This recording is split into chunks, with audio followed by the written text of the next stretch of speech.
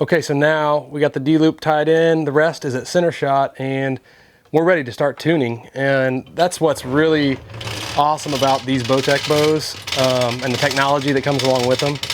The newer bows have the Deadlock system, which is incredible. You can basically make the cam travel left and right along this axle here and get your string exactly where it needs to be, rather than using the arrow rest to actually tune the bow. You can adjust the cams to eliminate any horizontal knock travel that you get when you tune. And then, you know, where the some of the older Bowtech bows had the split bus system where you would add twist to either side in order to influence the cam lean. This has kind of been the replacement of that, and it's incredible. So you don't even need a bow press to actually tune your tune your bow left and right. And then also on these cams, they have timing marks.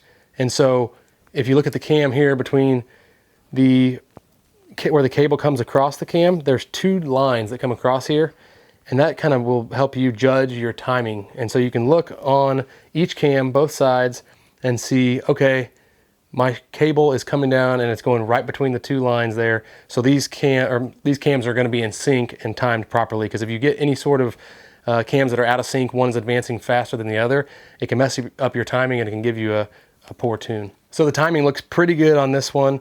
The left and right cam travel, we won't know at all until we shoot through paper, so we're ready to shoot through paper and see how she looks.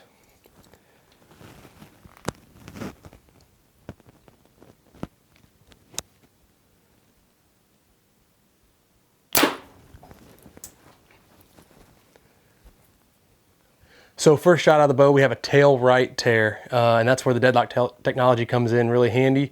All we have to do, literally, to fix that tear is move these cams a little bit to the right. And so what we're going to do is there's 2 bolts on here, one's to lock and one's to tune.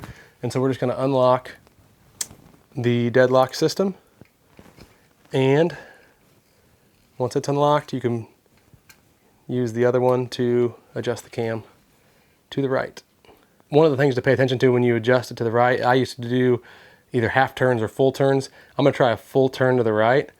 So just pay attention to the position of the Allen wrench, adjust it actually 1 full turn, and it's actually left turns, move the cam right, and right turns, move the cam left. So we did a full turn to the left, and then we'll lock it back into position here. And then we're going to do the same on the bottom cam.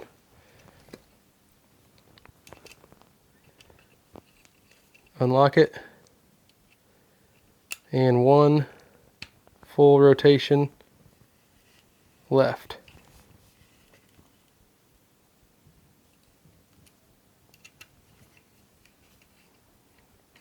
And then we'll shoot it again and see if we corrected it.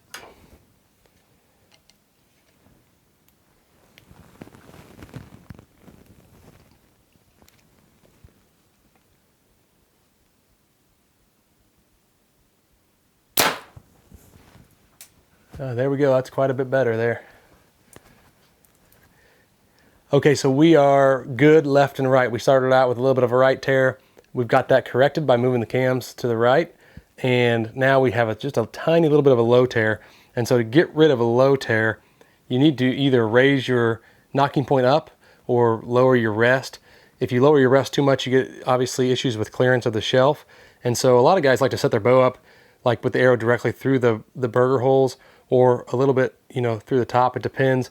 Every bow's a little bit different. I'm going to go ahead and raise the knocking point on this one because the arrow does look like it's sitting towards the bottom of the burger holes, which are the 2 holes on the riser here. So I'm going to go ahead and bump this knocking point up just a little bit and see if we can get rid of that low tear.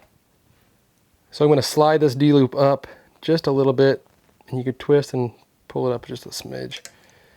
And I can definitely see the change there. So let's try that and see how it shoots.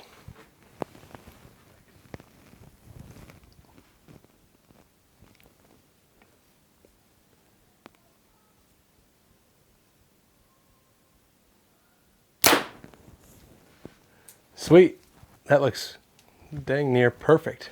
And everything's shooting great, so this bow's ready to go. That's pretty much the overview of our bow setup process. So appreciate you guys watching, and best of luck to you guys in the field this fall.